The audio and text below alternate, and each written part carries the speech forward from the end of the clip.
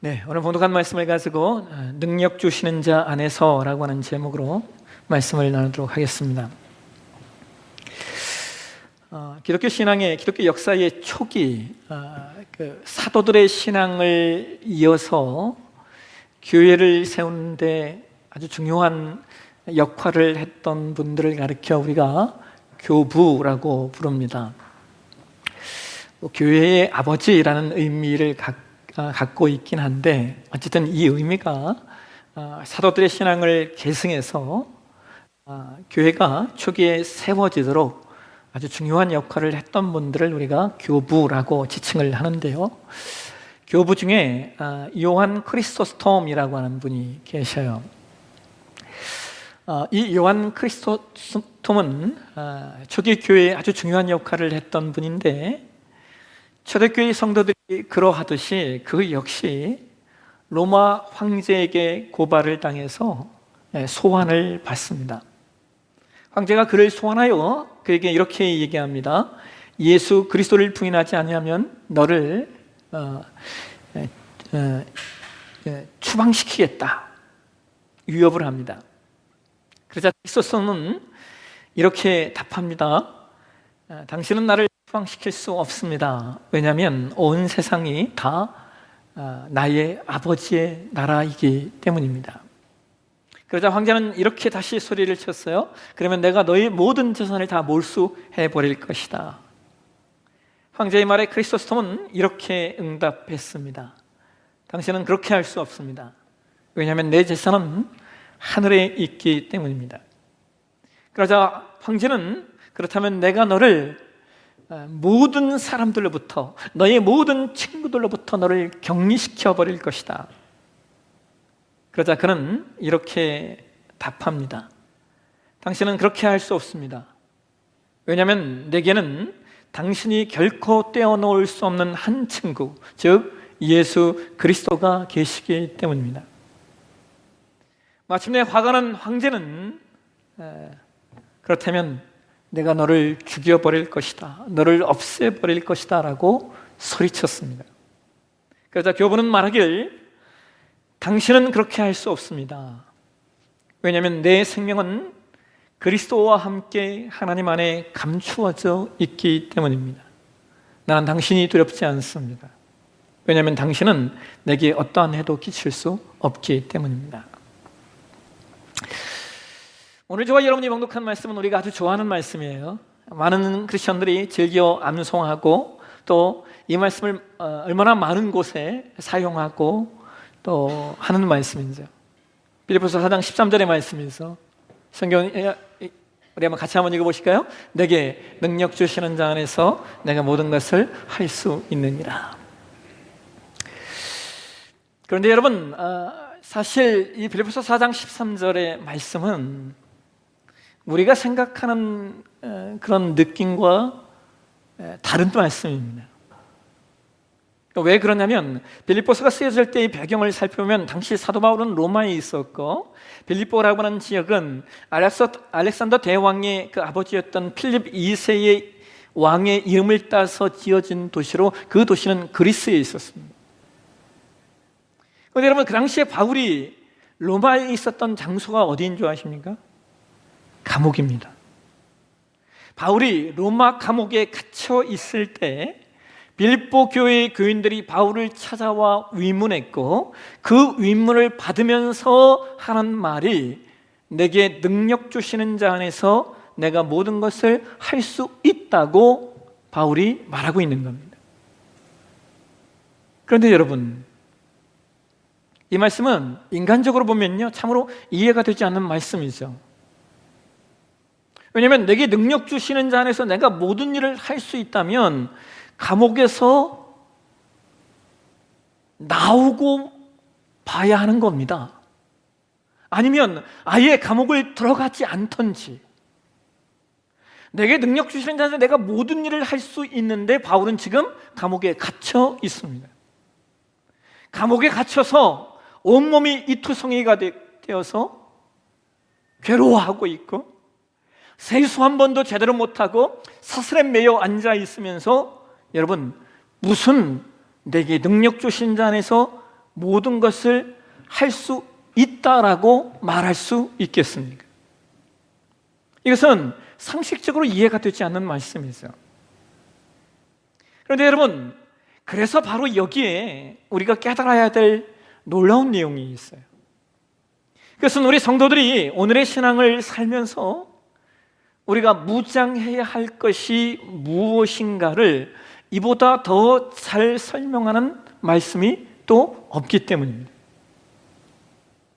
바울은 지금 그런 얘기를 하고 있는 거예요. 너희가 이 의문품을 가지고 온 것 때문에 내가 기뻐하는 것이 아니다. 내가 진짜 기뻐하는 이유, 내가 진정으로 기뻐하는 것은 너희가 하나님의 일에 동참하는 것을 내가 기뻐하는 것이다 라고 말하고 있는 겁니다.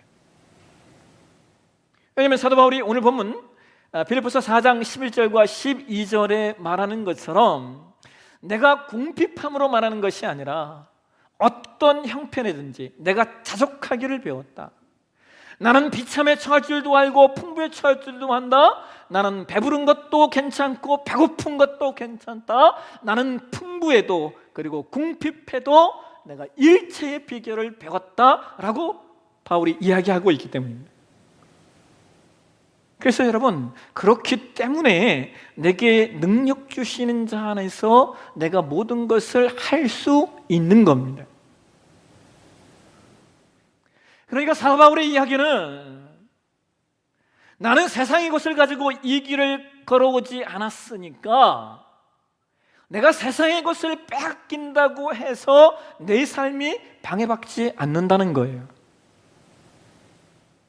이것은 배부른 것이 나에게 도움이 안 되니 역시 배고픈 것도 나를 방해하지 못한다는 겁니다. 결국 사도 바울이 자신의 몸을 의지해서 해온 일이 아니기 때문에 그를 감옥에 가둔다고 해도 그의 일에 방해가 되지 않는다는 거예요. 여러분, 우리가 이 문제를요 좀 더 현실적인 차원에서 생각해 보면, 여러분, 우리가 신앙을 어떤 권세로 쌓았다면 그 일을 방해할 수 있는 가장 쉬운 방법은 권세를 빼앗는 겁니다. 신앙을 어떤 일,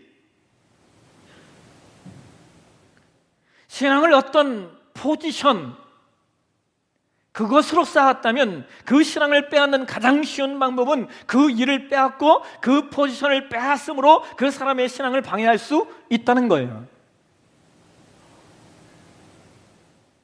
우리가 신앙을 무엇인가를 소유하기 위한, 무엇인가를 얻기 위한 방편으로 쌓았다면 역시 그 신앙을 빼앗기에 가장 쉬운 방법은 그의 소유를 잃어버리게 하거나 혹은 그가 가지고 있는 것을 빼앗아 버리면 아주 쉽습니다.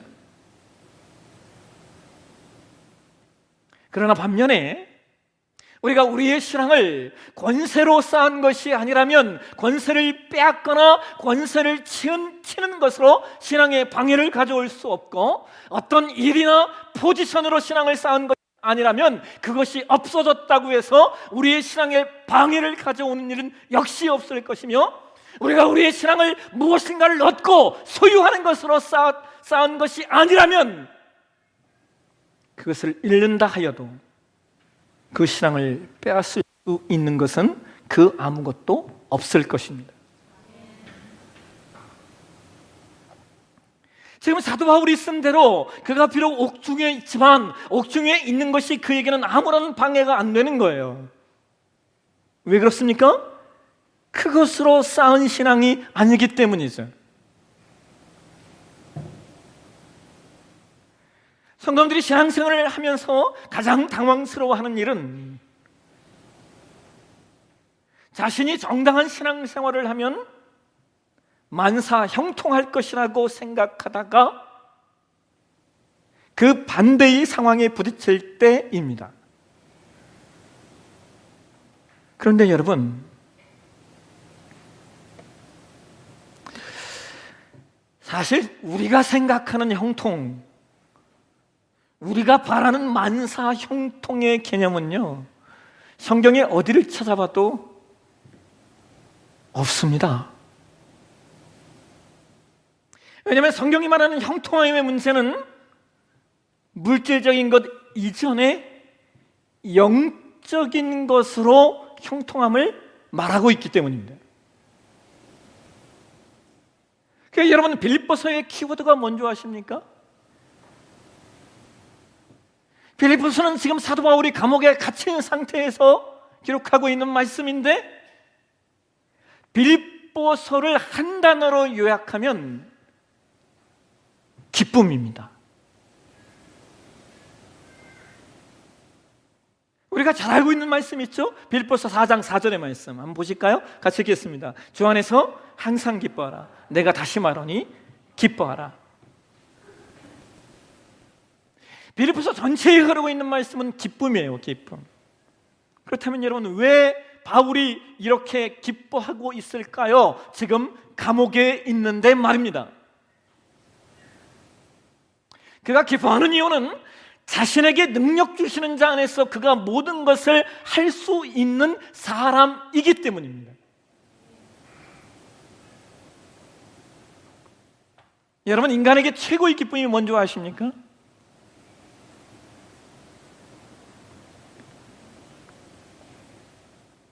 세상의 그 어떤 것도 상대적인 것은 인간에게 최고의 기쁨이 되지 않습니다. 여러분 다 경험하셨지? 새로운 집에 이사 가서 1년, 2년, 3년 기뻐하시는 분 없습니다. 좋은 차 사서 그 차 타고 매일같이 기쁘다 하시는 분 없습니다. 그 모든 것들은 상대적인 것들이기 때문이죠. 인간에게 최고의 기쁨은 보람 있고 의미 있는 일을 마음껏 하는 것이 최고의 기쁨입니다. 사도 바울은 자신이 비록 옥에 매여 있지만 그럼에도 불구하고 자신이 가장 보람 있고 자신이 가장 의미 있는 일을 지금 하고 있다고 빌립보서에서 이야기를 하고 있는 거예요.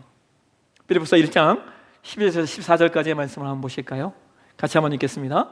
형제들아, 내가 당한 일에 도리어 복음 전파에 진전이 된 줄을 너희가 알기를 원하노라. 이러므로 나의 매임이 그리스도 안에서 모든 신뢰함과 그 밖에 모든 사람에게 나타났으니 형제 중 다수가 나의 매임으로 말미암아 주 안에서 신뢰함으로 값없이 하나님의 말씀을 더욱 담대히 전하게 되었느니라. 여러분, 바울이 지금 뭐라고 말하고 있어요? 자신은 비록 옥에 매여 있지만 그러나 복음은 매여 있지 않다는 거예요. 세상 쪽에서 보자면 사도 바울을 가두면 복음도 붙잡힐 것 같았는데 그렇지 않다는 거예요. 사도 바울은 알았던 거예요. 복음은 매이지 않는다는 사실을 말합니다. 이것이 사도 바울이 빌립보서 4장 13절에서 진술하고 있는 내게 능력 주시는 자 안에서 내가 모든 것을 할 수 있느니라의 고백의 근거입니다. 그래서 최고의 것이 나오게 되는 거예요. 즉 신앙의 힘이란 세상의 것에 근거하지 않는 것이라는 겁니다.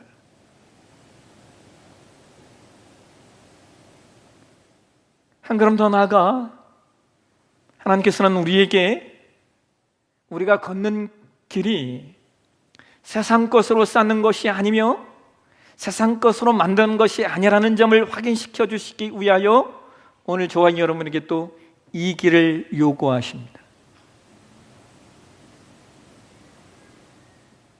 이것을 우리는 신앙의 고급함이라고 말합니다.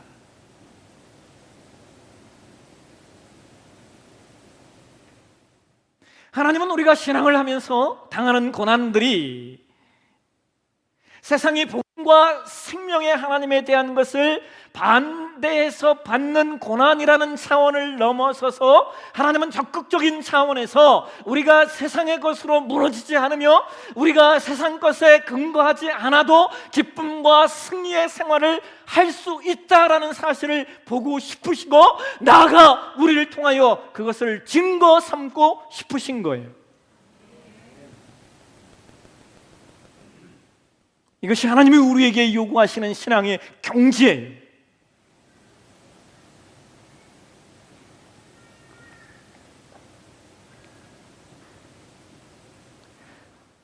예전에 읽었던 글 가운데 저에게 적지 않은 도전을 두었던 책이 한 권이 있어요. 레디컬이라고 하는 제목의 책이에요. 제가 예전에도 한번 소개했던 적이 있는데, 이 책은 데이빗 플래시라고 하는 목사님이 쓴 책입니다. 레디컬이라고 하는 단어가 한국말로 두 가지로 크게 해석이 돼요. 한 가지는 철저한이라고 하는, 혹은 근본적인이라고 하는 뜻이 있고, 또 하나는 급진적인, 과격한이라고 하는 뜻이 있는데요, 이 책에서는 철저한, 근본적인이라고 하는 의미로 사용되었어요. 그 책에서 저자가 아시아의 지역교회, 즉 복음이 자유롭지 못한 나라들에서 숨어서 신앙생활을 하는 성도들의 교회를 방문했던 내용을 기록하고 있어요. 그 책의 2장에서 저자가 그 지하교회에서 하나님의 말씀을 나누었던 경험을 소개하고 있는데요, 그가 간단한 성경 공부를 준비해서 오후 2시쯤에 지하교회의 지도자들이 모여있다는 장소로 갔답니다. 근데 공부가 시작되었는데 그 공부가 간단한 공부가 아니었던 거예요. 공부를 시작해서 한 8시간 정도를 나누었는데 누구 하나 지친 기색이 없더라는 거예요. 하나의 주제가 끝나면 또 다른 주제를 질문하고, 그리고 또 질문하고 또 질문하고 하면서 장장 8시간을 함께 공부했대요. 그런데 강의가 끝났는데 그 모임에 좌장격 되시는 분들이 찾아와서 내일 한 번 더 해달라고 요청하더래요. 내일은 아침 일찍부터 말입니다. 그렇게 시작된 공부가 장장 열흘 동안 하루 12시간씩 해서 구약 전체를 훑었답니다. 구약의 마지막 책인 말라기서를 가르치는데요, 이 데이빗 플래시 목사님 뭐라고 말하냐면, 이제 미천도 다 떨어졌고 또 너무 지쳐가지고 자기가 말라기에서 도대체 무슨 얘기를 했는지 기억이 나지 않는다는 거예요. 그런 와중에 한 사람이 손을 들고 이렇게 질문을 했대요. 목사님, 문제가 있습니다. 순간 이 데이빗 플래시 목사가요, 내가 말라기에서 뭐 잘못 얘기했나 하고 정신이 벌쩍 들더라는 거예요. 그러더니 그가 눈도 깜짝 않고 이렇게 말했대요. 구약은 참 잘 배웠는데 그러면 시작은 어떻게 하지요? 이 말 한마디에 그는 또 다시 11시간 동안 신약을 미친 듯이 내달려 강의를 했다는 거예요. 근데 여러분, 사실 제가 감동을 받은 그 지점은요, 포인트는 그가 강의를 이렇게 했다가 아니라요, 그분이 이런 얘기를 해요. 그 책에 이렇게 써 있어요. 좁다란 공간에 많은 그리스도인들이 빼곡히 들어앉아 있다. 예쁘장하게 생긴 꼬맹이 여자아이부터 70대 노인에 이르기까지 그야말로 남녀노소가 한자리에 모였다. 조그만 의자나 마룻바닥에 줄지어 앉은 참석자들은 무릎에 성경을 올려놓고 있다. 지붕은 야트막하고 조명이라고는 천장 한복판에 대롱대롱 매달린 알전구에서 나오는 불빛뿐이다. 음향장치 같은 것은 없다. 찬양팀도 없다. 기타도 없다. 악기도 없다. 주보도 없다. 푹신한 의자 역시 없다. 냉난방 장치가 있는 건물도 없다.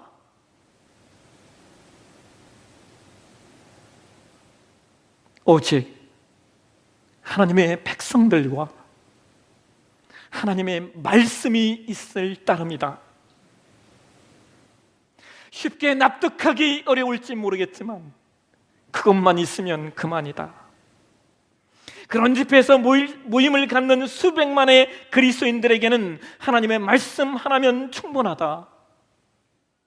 아프리카 밀림이나 굵은 빗자루가 쏟아지는 숲속, 중동의 도시 한 모퉁이에 쪼그리고 앉은 수백만의 그리스도인들 역시 거룩한 말씀 하나만 있으면 충분히 만족한다.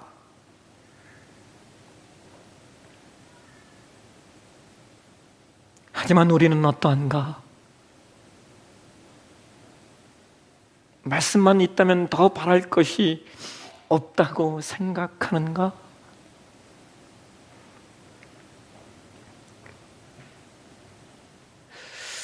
사랑하는 성도 여러분, 하나님 나라의 백성들의 능력은 세상의 것에 근거하지 않아요.